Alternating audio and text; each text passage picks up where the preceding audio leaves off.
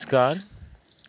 श्री हीरालाल देवपुरा राजकीय महाविद्यालय आमेठ की छात्र छात्राओं का इस YouTube चैनल के माध्यम से हो रही हिंदी साहित्य की कक्षा में बहुत बहुत स्वागत है। मैं डॉक्टर हेमंत कुमार आपसे मुखातिब हूँ। इस कोरोना संकट की विपत्ति काल में शिक्षण, अध्यापन, अध्ययन का माध्यम भी बदलता जा रहा है। ऐसे समय में आपको अपने अध्ययन में किसी प्रकार का व्यवधान अनुभव न हो, इसके लिए हम ये YouTube चैनल लेकर आए हैं, जिससे जुड़ करके आप नियमित रूप से अपनी कक्षाएं ले सकते हैं। ये द्वितीय वर्ष के विद्यार्थियों के हिंदी साहित्य के 2 प्रश्न पत्र होंगे। पहला प्रश्न पत्र पद्य यानी काव्य से संबंधित होगा और दूसरा प्रश्न पत्र गद्य साहित्य की विभिन्न विधाओं से संबंधित होगा। हम चर्चा करें प्रथम प्रश्न पत्र के विषय में। पहला प्रश्न पत्र है वह हिंदी साहित्य के रीतिकाल पर आधारित है। पुस्तक का नाम है रीति काव्य सुमन। डॉक्टर रामकृष्ण शर्मा द्वारा संपादित ये पुस्तक माया प्रकाशन मंदिर जयपुर से प्रकाशित है। आप ये पुस्तक ले सकते हैं, आपको ये पुस्तक लेनी चाहिए। हम चर्चा करें कि पुस्तक या प्रश्न पत्र की विषय वस्तु क्या है। तो हिंदी साहित्य की जो 1000 से अधिक वर्षों की जो अजस्र धारा है, हिंदी साहित्य की जो सतत परंपरा है, उसमें जो रीतिकाल का कालखंड है, उसके प्रमुख कवि, उन कवियों की प्रमुख कविताओं के चयनित अंश आपके पाठ्यक्रम में है। हम विचार करें कि हिंदी साहित्य के इस काल को रीतिकाल क्यों कहा जाता है। तो संस्कृत में काव्य शास्त्र के, जिसे हम साहित्य शास्त्र भी कह सकते हैं, उसके 4-5 संप्रदाय हैं, जैसे रस संप्रदाय, अलंकार संप्रदाय, ध्वनि संप्रदाय, रीति संप्रदाय, औचित्य संप्रदाय, वक्रोक्ति संप्रदाय आदि। तो जो रीति संप्रदाय है उसमें काव्य रीति को सर्वाधिक महत्वपूर्ण माना गया है। रीतिरात्मा काव्यस्य, कि रीति काव्य की आत्मा है। फिर रीति को परिभाषित करते हैं रीति के प्रतिपादक आचार्य वामन। वे रीति के विषय में कहते हैं रीतिरात्मा काव्यस्य, रीति काव्य की आत्मा है, उसका प्रधान तत्व है, उसका नियामक तत्व है। लेकिन यहाँ हम रीति की बात करें तो वामन द्वारा प्रतिपादित विशिष्ट पद रचना रीति का पूरा संदर्भ यहाँ नहीं बैठता। ये विशेष प्रकार की पद रचना है, वो रीति है। इस आगे वो विशेष को भी परिभाषित करते हैं कि विशेष हो गुणात्मा, कि काव्य के जो गुण हैं, काव्य गुण हैं, वे ही विशेष शब्द से संज्ञायित किए जाते हैं और वह रीति है। यहाँ हम रीतिकाल की बात करते हैं तो यहाँ रीति वामन द्वारा प्रतिपादित एक विशेष संप्रदाय की विशेषताओं को अवधारित नहीं करता, बल्कि रीति एक व्यापक और अधिक सरलीकृत अर्थ को स्वयं में संजोए हुए है। रीति का मतलब होता है परंपरा, रिवाज, जिसे हम सामान्यतः युगल रूप में रीति रिवाज कहते हैं। जो चली आई परंपरा है उसका निर्वहन रीति है। काव्य के क्षेत्र में जो परंपराएं हैं, जो कवि प्रौढ़ोक्तियाँ हैं, जो काव्यगत मान्यताएं हैं, जो काव्य के तत्व माने जाते हैं, जैसे शब्द, अलंकार और उनमें निहित अन्य जो तत्व हैं, जैसे रस है, काव्य का नायक किस प्रकार का हो, काव्य की नायिका किस प्रकार की हो, उनके भेद प्रभेद क्या होते हैं, काव्य के गुण क्या होते हैं, काव्य में दोष किस किस प्रकार के होते हैं और उन दोषों से किस तरह से बचा जा सकता है, ये सब काव्य रीति का प्रतिपादित विषय होता है। हिंदी साहित्य के इस विशेष कालखंड में हिंदी कविता है वह इन काव्य रीतियों से बंधकर अपने आप को अभिव्यक्त करती है। संस्कृत काव्य शास्त्र में जो नए प्रतिपान रचे गए थे उनका हिंदी में अवतरण इस कालखंड में होता है। ऐसा नहीं कि आदिकाल में या भक्ति काल में हिंदी काव्य की विशेषताओं का प्रतिपादन नहीं हो रहा था, या काव्य रूढ़ियों का या फिर काव्य के तत्वों का सन्निवेश उस साहित्य के भीतर नहीं था, किंतु यहाँ काव्य है, उसका प्रधान लक्ष्य ही काव्य की रीतियों का, यानी काव्य के अंगों का, काव्यांगों का विवेचन और उसकी उदाहरण स्वरूप काव्य रचना रह गया।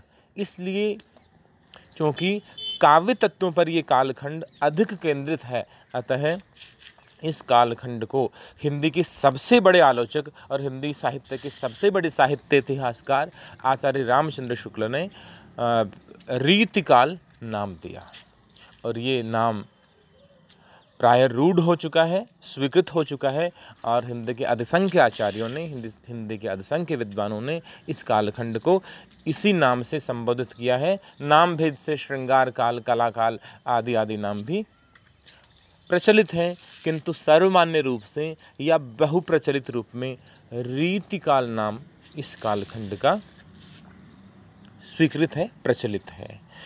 तो आप सामान्य रूप से इसे ये समझिए कि इस पुस्तक में, इस प्रश्न पत्र में आपको हिंदी साहित्य में रीतिकाल का अध्ययन करना है। रीतिकाल में वह कविता काल हिंदी का आएगा जिसमें भक्ति काल के बाद और आधुनिक काल के पहले जो साहित्य रचा गया उसके जो प्रधान कवि हुए वे रीतिकाल के कवि हैं। इसके पश्चात यदि हम अध्ययन की सुविधा की दृष्टि से देखें तो रीतिकाल में जो कविगण हैं उनमें उनकी रचना दृष्टि में थोड़ी भिन्नता मिलती है, प्रभिन्नता मिलती है रचना दृष्टि को लेकर, और थोड़ी थोड़ी अलग चीज़ें, थोड़ा थोड़ा भेद, थोड़ा थोड़ा अंतर विभिन्न कवियों में प्राप्त होता है। अधिसंख्य कवि हैं इस कालखंड की मुख्य धारा के कवि जिन्हें आचार्य शुक्ल मानते हैं। उन कवियों का लक्ष्य है कि संस्कृत साहित्य में जो काव्यशास्त्र के संप्रदाय हैं उन संप्रदायों की मान्यताओं को लेकर और जो हिंदी में रचा जा रहा है, संस्कृत साहित्य के काव्य शास्त्र को हिंदी में रूपांतरित किया जा रहा है। जैसे अलंकार संप्रदाय क्या है और अलंकार संप्रदाय की मान्यताएं क्या है, अलंकार किस किस प्रकार के हैं, काव्य में अलंकार का महत्व क्या है, आदि चीज़ों को लेकर के, यानी काव्य की जो सैद्धांतिकी है, काव्य का जो सिद्धांत पक्ष है, काव्य की जो नियम हैं उन नियमों को कविगण प्रतिपादित करते हैं।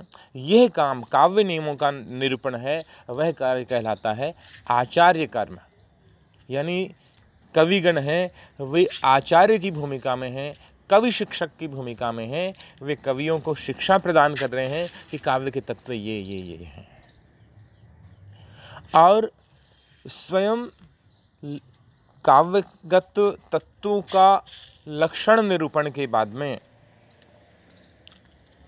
वे स्वयं कविता लिखकर और उदाहरण प्रस्तुत करते हैं कि ये, जैसे उदाहरण लें हम कि दोहा छंद के लक्षण ये हैं, और स्वयं फिर दोहा रच के बताएंगे ये दोहा छंद का उदाहरण है।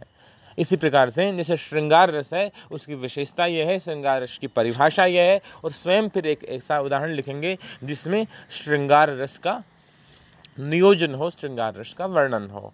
इस प्रकार की जो पद्धति है, पहले काव्य तत्व का लक्षण देना, उसके बाद में उन लक्षणों से युक्त उदाहरण प्रस्तुत करना, यह कहलाएगा आचार्य कर्म और कवि कर्म दोनों। संस्कृत में परंपरा यह थी कि कवियों द्वारा रचे गए साहित्य को केंद्र में रख करके और प्रायः आचार्यगण काव्य के लक्षण प्रस्तुत किया करते थे, काव्य के तत्वों का विवेचन किया करते थे।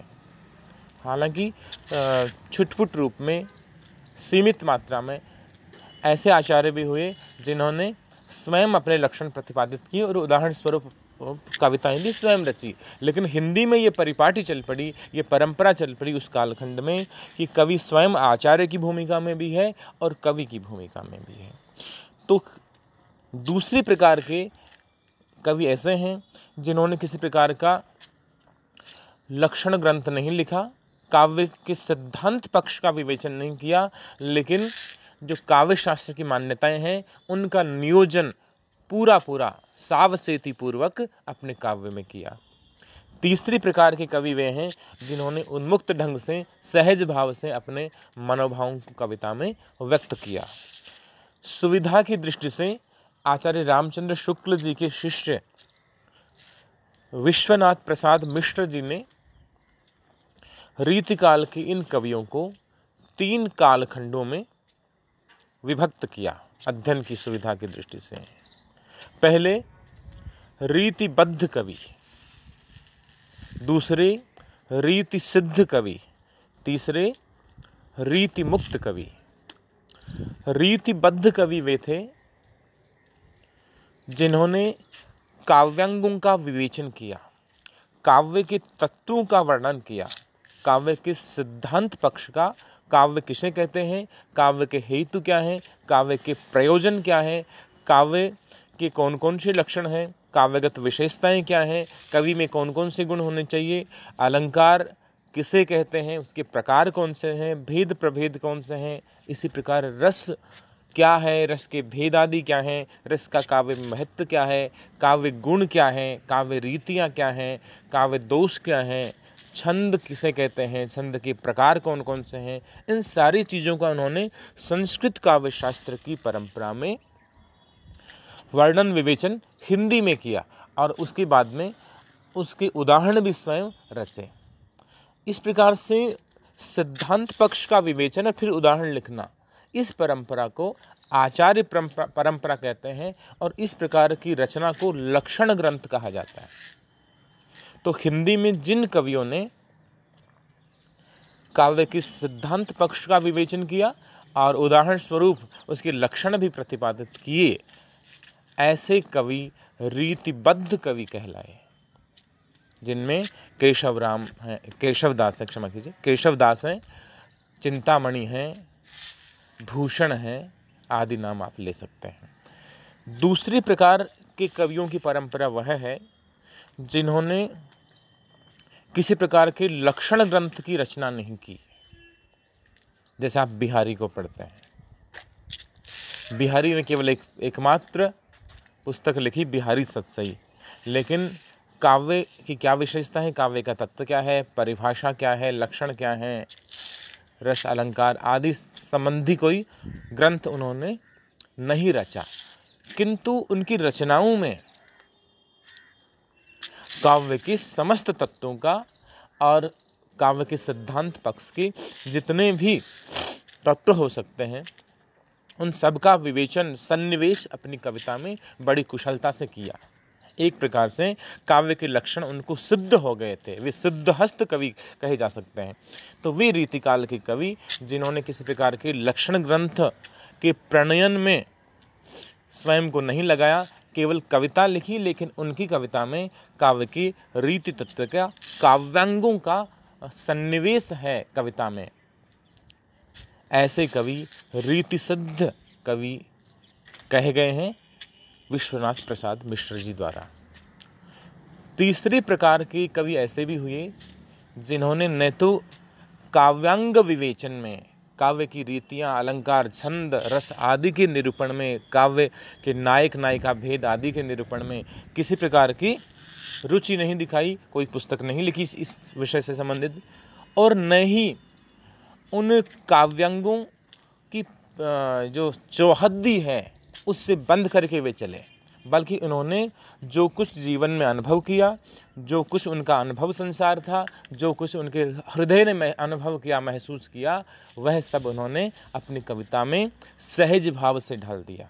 इस प्रकार के कवि हैं वे रीति मुक्त कवि कहे जाते हैं। आचार्य विश्वनाथ प्रसाद मिश्र ने ये तीनों विभाग किए हैं।